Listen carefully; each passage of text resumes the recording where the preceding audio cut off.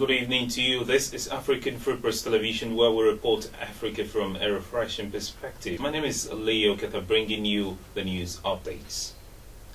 The Turkish President Recep Tayyip Erdogan arrived at Abuja, Nigeria today on a two-day official visit. He met with his counterpart, President Muhammadu Buhari, and other local officials.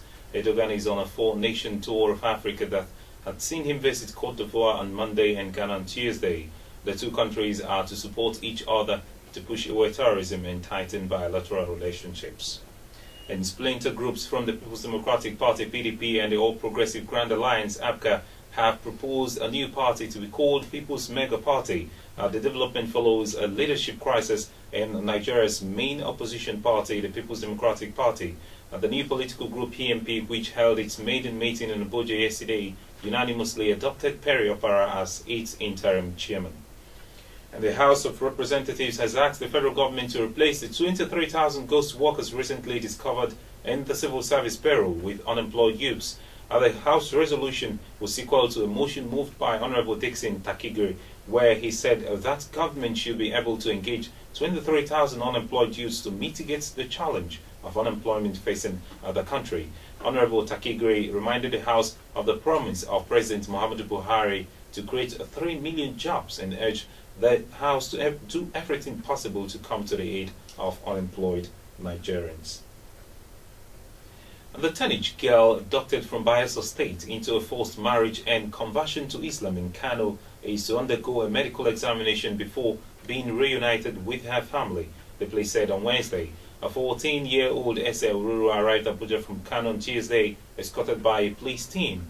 Her family arrived at the Federal Capital Territory from Bayelsa later in the evening. A planned news conference at the police headquarters was rescheduled for Wednesday because of the late arrival, and the police said. And Ese did not appear before journalists at the force headquarters on Wednesday. Her mother, Rose Oruru, who was in the company of an unnamed relative, acknowledged the efforts of the police and the media in the rescue of her daughter.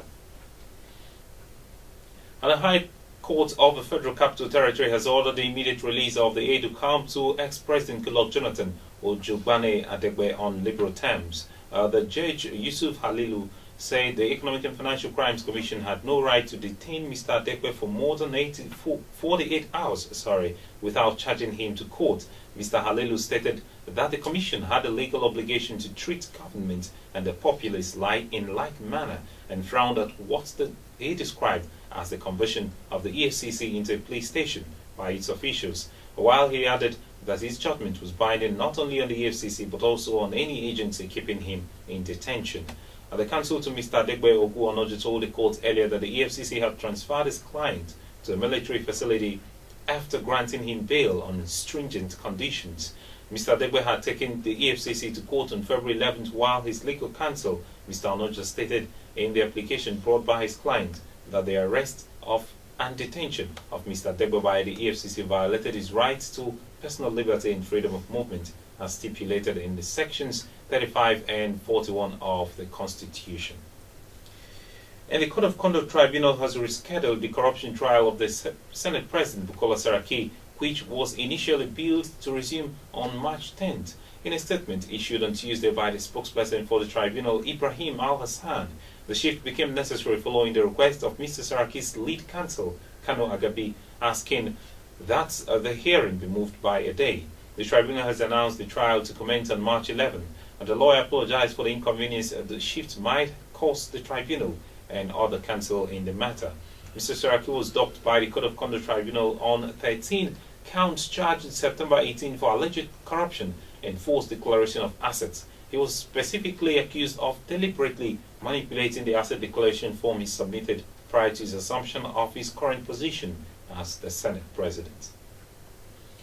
And the former Nigerian Minister of Petroleum Resources, Mrs. Desiana Alison Madueke, who is currently undergoing extensive cancer treatment in London, has strongly refuted claims that she gave $24 billion oil swap deals without contract. In a release issued to journalists in Abuja, Mrs. Alison Madueke rejected some newspaper and online reports which sensationally claimed that she granted an extension instead of approval for the renewal of contracts for the swap agreements. She described the latest attack on her person as fabricated tissues of lies deviously concocted to sustain the escalating evil narratives against her person.